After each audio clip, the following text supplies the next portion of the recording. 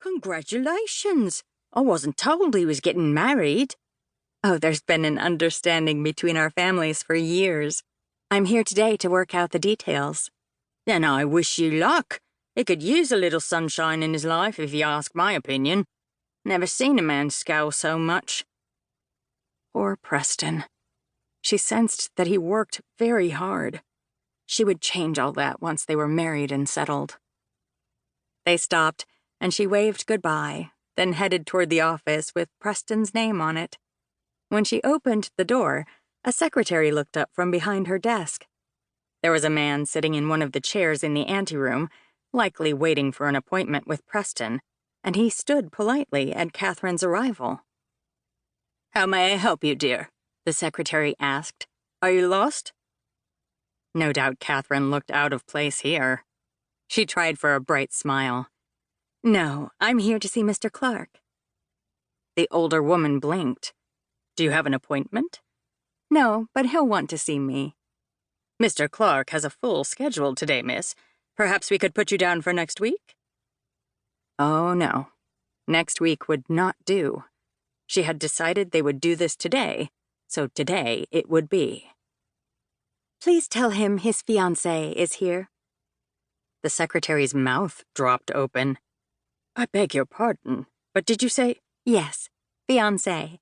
Miss Katherine Delafield." "Fiancée?" That was happening a lot today. "Yes, he will want to see me." "Oh, I have no doubt," the secretary said, the edge of her mouth kicking up. "Would you care to wait? He's just finishing up with a meeting. However, I should be able to slide you in before his next appointment." Katherine glanced at the man already waiting. "But wasn't he here first?" "Mr. Vance won't mind letting you go in ahead of him. Will you, Mr. Vance?" "Have I a choice?" Mr. Vance asked, frowning. "No, not if you want to be seen at some point today." Mr. Vance huffed and went back to his reading.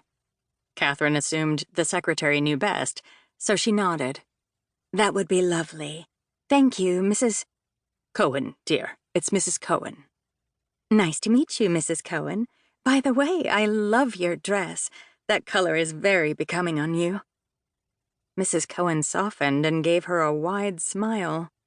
"Aren't you the sweetest thing? Please, have a seat." Settling in the empty chair, Katherine placed her journal on her lap and tapped the cover with her fingers. Once this meeting was done, she had 100 tasks awaiting her in regard to the wedding. Hopefully, she and Preston could come to an agreement on most of the bigger decisions today. A loud conversation began drifting through the closed door. Katherine wasn't typically an eavesdropper, but she could hardly prevent herself from overhearing it. "You don't understand, Mr. Clarke. I cannot lose my home. Where will we go?" "That is not my problem," another man, clearly Preston, snapped. "You gambled away all your money, took out a loan and used the deed as collateral.